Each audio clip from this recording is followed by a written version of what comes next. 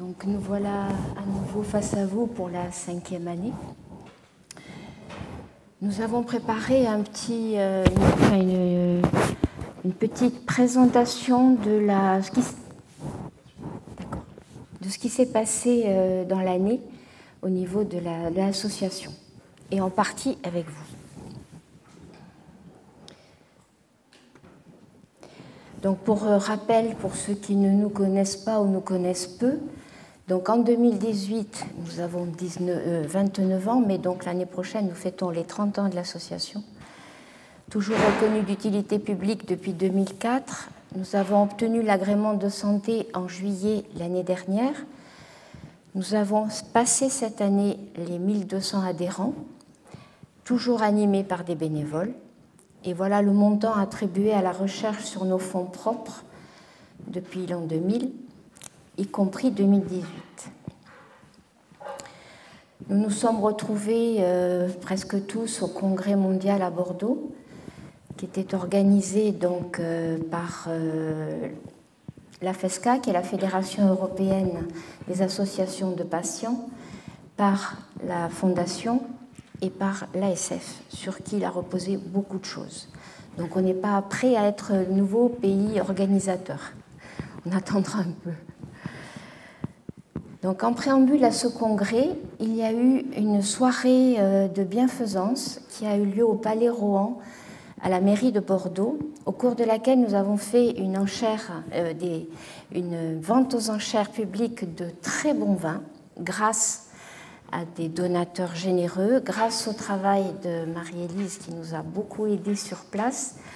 Et nous avons pu récupérer la somme de 30 000 € à cette soirée, parce qu'il y a eu la vente ce soir-là, et puis quelques temps après, le commissaire-priseur qui avait un peu accéléré la vente n'a pas pu tout vendre du premier coup.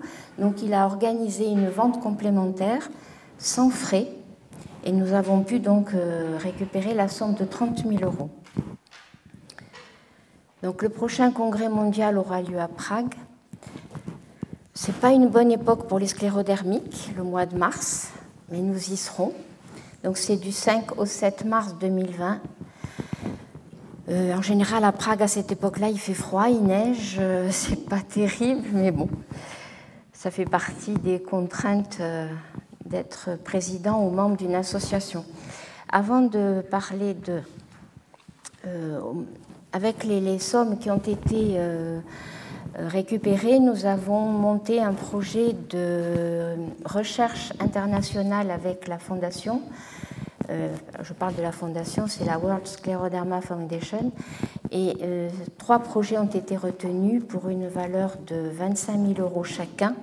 Et ils devront présenter au moment du congrès à Prague les résultats de leur recherche. Il y a un projet qui concerne la sclérodermie chez les hommes, qui semble actuellement évoluer de façon négative, qui va trop vite, très vite, et qui n'est plus simplement lié à la forme professionnelle. Il y a un projet sur les recherches de tous les outils tactiles pour les sclérodermiques, car vous pensez bien qu'un ulcère au bout d'un doigt, une perte de matière au bout des doigts, nous gêne énormément pour travailler sur les écrans, sur les tablettes, sur les téléphones, même si on peut se servir d'onglet. Et le troisième, je l'ai oublié. Donc, enfin, c'est 3 projets très variés, de façon à ce que ça puisse amener de nouvelles choses. Ensuite, donc, ça c'est le projet que nous avons mené à bout cette année, grâce à Sophie Jung, qui est médecin de la bouche, pour aller plus vite, qui nous a fait un magnifique document qui a été distribué. Donc les centres de référence et les centres constitutifs, vous en avez reçu 100 exemplaires par centre. Nous avons pu l'imprimer grâce à un appel à projet de la filière qui nous a retenus et qui nous a financé cette impression. Et pour les autres centres, en particulier les centres de compétences, certains sur demande en ont déjà reçu, mais il suffit que vous en fassiez la demande à l'association et vous en recevrez dans vos centres.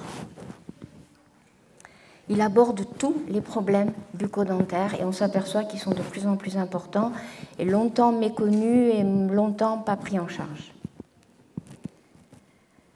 Alors les autres événements plus courts, donc nous avons participé à la relecture et au projet du plan national du plan national maladies rares. Ensuite, sur un focus handicap sur la sclérodermie systémique avec Orphanet.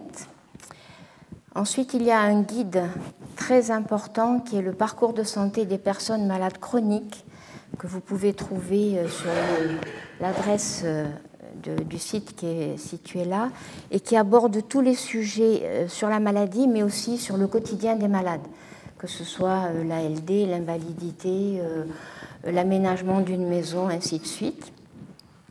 Et ensuite, depuis le 12 novembre, certains d'entre vous, j'avais leurs coordonnées, donc j'ai pu les prévenir. Nous participons à une campagne de sensibilisation à la vaccination pour les personnes fragilisées et avec We Are Patient. Et nous avons différentes vidéos qui sont publiées. Vous pouvez aller sur la page Facebook de l'association ou sur la page Facebook de We Are Patient. Et aujourd'hui même, c'est moi qui passe en vidéo. Bon, il y a eu plusieurs associations. Nous sommes 12 associations au sein du groupe Avenir et nous luttons pour développer la vaccination, en particulier le pneumocoque et le vaccin pour la grippe. Ce n'est pas toujours évident parce qu'on a des antivaccinaux en face qui sont durs, très agressifs, mais on continue notre lutte. Je suis moi-même vaccinée pour les deux et j'en fais la publicité autour de ma famille tous les ans. Mais ce n'est pas évident, même au niveau de la famille. Ça, c'est un autre projet qui a été mené à bien cette année. Donc, c'est un film qui a été fait grâce au laboratoire Boehringer-Ingelheim sur des situations de patients sclérodermiques dans toute l'Europe. Donc celui-là est illustré par la vie de Danielle Prono, qui est notre délégué régional en PACA et qui est aussi une grande malade et qui a eu beaucoup de succès, que nous avons pu diffuser le jour pour la Journée mondiale de la sclérodermie, le 29 juin, sur Facebook, sur notre site, mais aussi dans beaucoup de réunions locales qui avaient été organisées à cette occasion. Voilà le groupe Avenir, donc c'est ce que je vous disais tout à l'heure, depuis le 12 novembre. Donc nous essayons toujours de lutter, mais franchement, si vous pouviez nous aider chez vous, dans vos consultations, en parlant de la vaccination, parce que souvent ils sont réticents, mais si peut-être vous le conseillez, les patients écouteront et en parleront autour d'eux.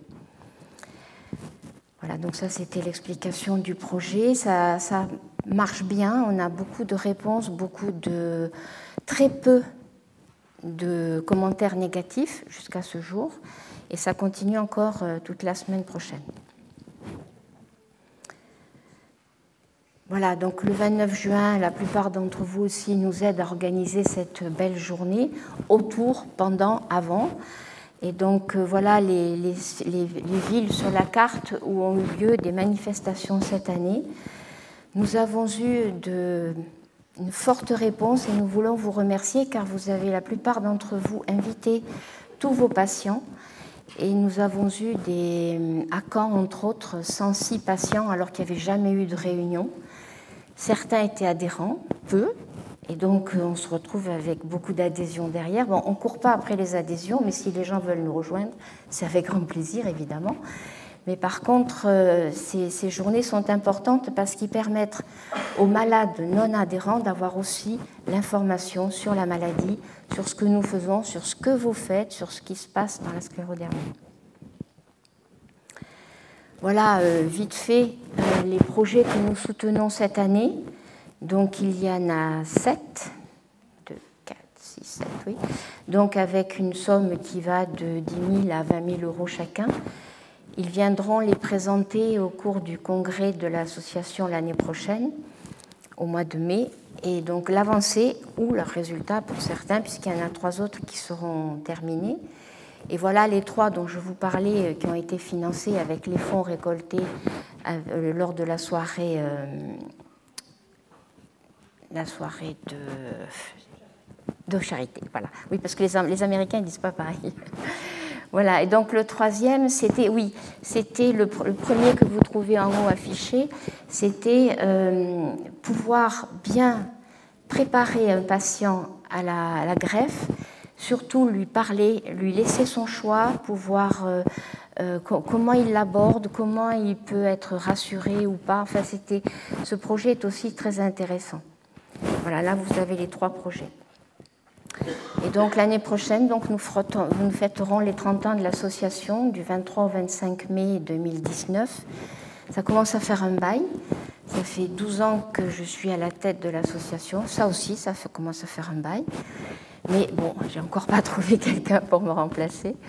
Donc certains d'entre vous, nous allons lancer les invitations. Donc, j'espère que vous ferez partie de nos invités et de vos répondants. Il y aura une petite soirée festive, mais aussi surtout des informations médicales, c'est ce qui nous importe le plus. Et un jour, on espère une belle avancée. Maintenant, je vais passer la parole à Laurence, parce que Laurence a une formation dans l'éducation thérapeutique et qu'elle va mieux aborder le sujet que moi. Bonjour à tous, donc, je suis Laurence Schuller, la vice-présidente de l'Association des sclérodermiques de France. Et donc, ça fait une dizaine d'années que je m'intéresse à l'ETP. J'ai toujours été convaincue que c'était un moyen d'améliorer la santé des patients, d'améliorer leur qualité de vie, mais aussi celle de leurs proches. Toujours intéressant d'avoir des sessions pour les aidants ou de les inclure dans les séquences pédagogiques, en permettant de leur acquérir, d'acquérir et de maintenir des compétences d'auto-soins psychologiques, sociales. Parce que bon, quand on est atteint d'une maladie chronique, tout au long de sa vie, on acquiert des compétences, on sait soigner, on sait se prendre en charge, mais c'est bien de mettre en valeur ces compétences, de les remettre à jour, de les compléter pendant les séances de TP. Donc, pour résumer, j'espère que vous connaissez déjà tous le TP, les tentes de TP. Donc, on s'est demandé, c'était à l'occasion d'une réunion proposée par la filière, de définir quelle était la place du patient dans le TP.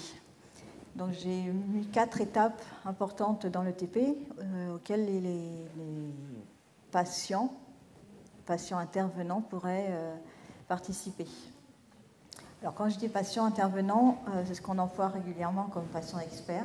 Moi, je préfère plus le terme de patient intervenant, c'est d'ailleurs celui qui est dans les termes de la loi. Et dans le dossier de programme, de dépôt du programme à l'ARS, on voit qu'il y a une question, est-ce que le programme a été monté avec ou sans un patient? Ce qui prouve que notre présence n'est pas obligatoire. Donc j'espère, là, vous montrer comment on peut intervenir et que notre place est indispensable. Donc tout d'abord, dans la première étape, pour lancer un programme, il faut le monter, le déposer à l'ARS. Et le patient intervenant peut être là pour faire partager son expérience de la maladie. C'est lui qui connaît mieux les préoccupations des malades et sa connaissance des contraintes d'organisation. Par exemple, dans la sclérodermie, on va éviter de faire des séances de TP en hiver ou dans des lieux non chauffés. Dans les programmes de TP, il y a souvent la partie médicale, donc ça, elle est bien maîtrisée par les médecins, mais c'est vrai que c'est toujours intéressant d'avoir le point de vue, l'apport du malade. Après la mise en place du programme, avant de monter les séquences pédagogiques, il faut faire un diagnostic éducatif partagé. Et dans certaines associations, certaines maladies, c'est un patient intervenant qui réalise le diagnostic, plus parce qu'il connaît mieux les besoins, les attentes des patients, parce que ça soulage aussi du temps, souvent c'est les infirmières qui le réalisent. Et ma petite note personnelle, c'est quand c'est un patient qui le réalise, c'est plus un bilan éducatif partagé plutôt qu'un diagnostic avec cette façon un peu formelle de poser des questions directes. Donc c'est un peu plus souple et c'est ce qu'on apprend aussi en ETP, à l'université des patients. On mélange les patients et les médecins dans la formation qui se rendent compte eux aussi qu'il faut faire un bilan plus qu'un diagnostic. Troisième étape, quelle est la présence, quelle fréquence, comment intervient le patient expert pendant une séquence pédagogique. Il peut intervenir à toutes les séances sous différentes formalités. Il peut, par exemple, être présent. Dans ces cas-là, c'est plus pour faire part de son expérience. Il peut animer aussi des séquences pédagogiques, mais là, il faut être formé à l'ETP, forcément. Et je pense que, je ne l'ai pas dit au début, mais pour moi, un patient intervenant dans l'ETP, il doit être actif dans une association, ce qui lui permet quand même de connaître principalement les attentes, les besoins des malades, et être formé à l'ETP. Qu'il peut animer des séquences pédagogiques, animer tout seul ou avec un professionnel de santé. Et c'est vrai que la formation évite que ce genre de séquence se transforme en groupe de parole. Ce n'est pas inutile, puisque c'est aussi notre rôle, mais il y a quand même un objectif à la fin de la séquence. Et ça peut être aussi un relais des messages des médecins. Alors, je ne vais pas dire que les médecins nous expliquent mal et que les malades font un peu ce qu'ils veulent. Quoique les malades font un peu ce qu'ils veulent, oui. Donc, c'est toujours intéressant quand c'est un malade qui peut compléter l'information d'un médecin par rapport à son expérience personnelle. Je vais citer par exemple le traitement par Hiloprost. Ce n'est pas nous qui allons le proposer, hein, bien sûr, mais c'est le médecin qui va le proposer, mais c'est bien que nous, de notre côté, qui l'avons expérimenté, on peut concrètement en parler, donner les avantages, les inconvénients, et faire en sorte que ça se passe bien. Par rapport à la gestion de la douleur, par exemple, il y a beaucoup de malades qui n'osent pas ou demander un antidouleur, alors que l'accupant ou d'autres antidouleurs sont quand même hyper efficaces et ça permet de passer quand même 6 heures par jour, un peu plus tranquille. Et petite parenthèse, si vous vouliez continuer à faire des recherches pour qu'on trouve un autre moyen d'avoir de l'Hiloprost ou un vasodilatateur aussi efficace autrement que par IV, ce serait une bonne idée. Hein, enfin, je pense que si le patient intervenant participe au programme, c'est normal aussi qu'il participe à l'évaluation. Il aura, lui aussi, un regard différent. Il aura pu observer d'un côté les professionnels de santé qui ont animé, mais de l'autre côté aussi les malades et leurs réactions. Et les participants auront sans doute quelque chose de différent à nous dire, nous, patients intervenants lors de la séquence, que sur le questionnaire, le plus souvent à remplir à la fin de la séquence. Et donc l'évaluation à chaud, on va le faire. Et une évaluation à 3 mois, 6 mois, c'est intéressant également. Alors pour faire un petit parallèle, comme dans Forrest Gump, vous avez la vie, c'est comme une boîte de chocolat. Je trouve que les TP et les patients pendant le TP, c'est comme une bouteille de coca. C'est-à-dire que pendant le TP, on secoue bien le coca, il y a de la mousse, donc il y a beaucoup de choses qui remontent à la surface, ça peut exploser avec des crises, des larmes. Et quand on fait l'évaluation à ce moment-là, c'est toujours à chaud, c'est un peu particulier. Et ensuite, on peut laisser retomber la mousse. Et là, on peut refaire une évaluation. Et normalement, comme quand on a bien secoué, il y a moins de gaz. Et donc le gaz, on a moins d'anxiété, moins d'incertitude, à mon avis. C'est comme ça que je le ressens, comme ça que les patients le ressentent également. Alors il y a déjà beaucoup de programmes ETP qui sont mis en place dans différents hôpitaux en France. Donc vous les retrouvez sur le site internet de la filière ou sur le site internet etpmaladira.com. Ça évite de remonter des programmes quand il y a vraiment des outils qui sont déjà montés, comme vous avez le programme de Lille avec la mallette pédagogique. C'est quand même un gain de temps et d'efficacité d'être formé, d'avoir la mallette et de pouvoir mettre en place rapidement le programme. Et autre ressource sur laquelle on a trouvé ce guide du parcours de santé, c'est polep.etp.fr. C'est le pôle de ressources Île-de-France.